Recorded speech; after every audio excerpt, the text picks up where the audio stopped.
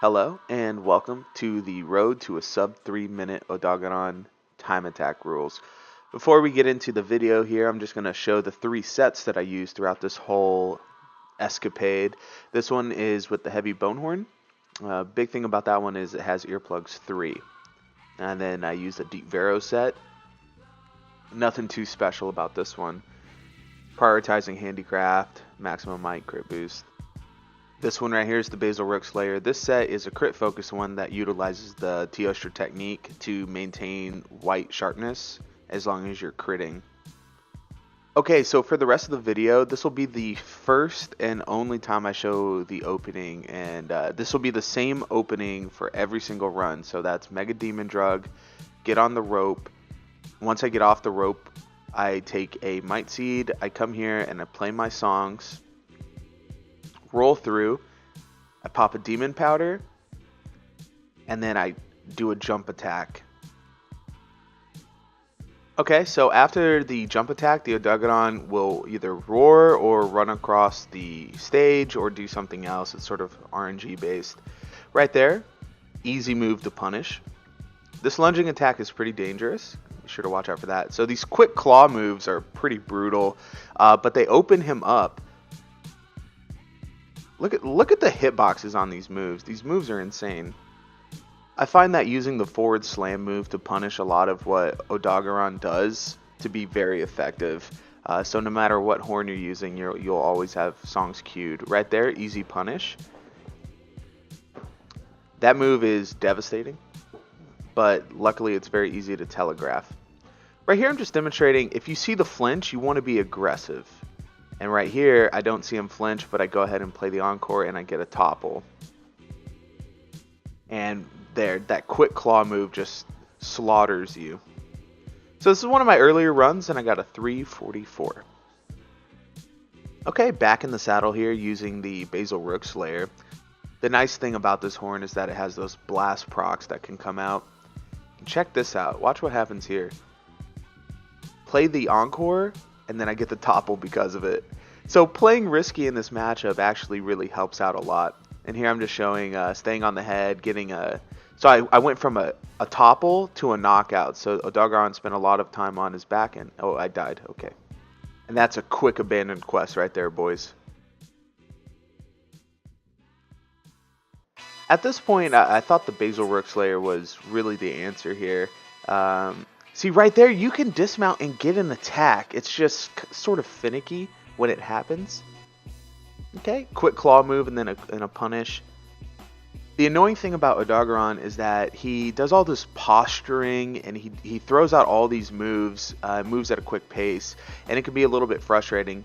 Here, I'm way too early on the roll. Oh man, that's hard to watch. Okay, this move right here, his backflip, easily punishable. I always end up punishing that.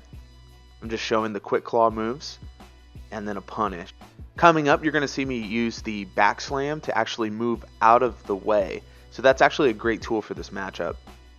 And I'm dead. Yeah, more often than not, you're not going to be able to get that attack. It's so frustrating.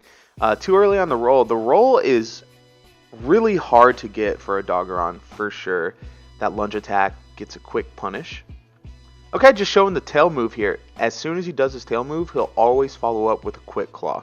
Here I have bleed and I'm trying to survive, and yeah, good job. Okay, here's this opening where he runs across the arena. That's fantastic. Thank you for doing that. Okay, let's see if I can actually roll through this roar here. Nope, sure can't. Okay, backflip move, and I'm going to get that punish. That's almost guaranteed. Like I said, when you get that stagger, you want to be aggressive. I went to the stagger, and then I got the KO because of that. Okay, and he does his lunge attack, and that's an easy punish. What I like about this fight is that it feels honest. Odogaron doesn't feel like a very cheap monster to me. You know, he does his move, and then you do your move, and you see what happens, you know? There's no gimmicks, there's no easy answer, it's just, you know, sheer skill and monster knowledge, and that's how you beat him. and we end up pulling away with a 320 something. Look at what's happening with these scout flies, okay? I'm not touching the right stick at all, and the scout flies just freak out for no reason. Okay, missed the roll again, classic. Oh, got that one, boys. Let's go. As you can see, we're using the Deep Varo setup here. I get the quick knockout, and I just stay on the head. Using this horn, it felt pretty breezy. Okay. Punish with a quick Griffted. Let's go, boys. Nothing really spectacular happened throughout this fight. I pulled a 319. Odogaron ran across the entire arena. Here's that easily telegraphable move right there. Easy to avoid, and you get a good punish out of it. The lunge attack sets up for a great punish. That was a great roll. Your evasion skills really have to be sharp when you do this matchup. Again, I saw him that he didn't get staggered from that forward slam, so I went and played the recital. That was a great roll, and it set me up for a good punish. And right here, I'm just showing the wonky hitboxes. Okay, I get the knockout, and I do a back roll, which is perfect positioning. Okay, I throw out a risky back slam, but it pays off. And another risky recital, but it pays off as well. Here I am staying on the head while queuing up songs. I do that shield poke in between to cancel the super slam, but it also queues up for that triple note pound, which is really beneficial. Another great reason to use this horn on this matchup. I get a great KO, and it leads to a kill, and I pull away with a 310. Okay, here we are again with the scout flies freaking out. Don't know why they do that.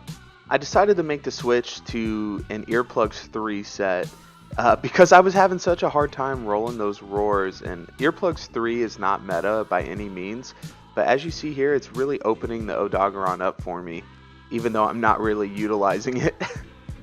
Okay, I realize I got the KO. I do a side roll, and it sets me up for perfect positioning. I go straight into a super slam with a forward recital for that quick damage. Okay, here I see him do his quick claw move. I think I have enough time to do a super slam, which I don't, but it paid off anyway. Right there was a great roll and led to a good punish. And because I used the back slam to punish the monster, it set me up for great positioning, and I didn't get hit because of that.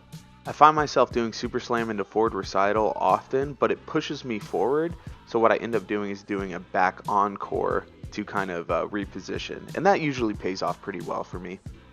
Right here I see him stagger, and again I want to be aggressive with that stagger, and it leads to a kill. I pull away with a 302.95. Real quick guys, just to give you some insight, all of these clips were taken from one day of practice. I'd say about anywhere from 3.5 to 5 hours. The sub 3 goal is definitely achievable. I hope you guys stay tuned for the second episode, and as always, keep playing that sweet chin music.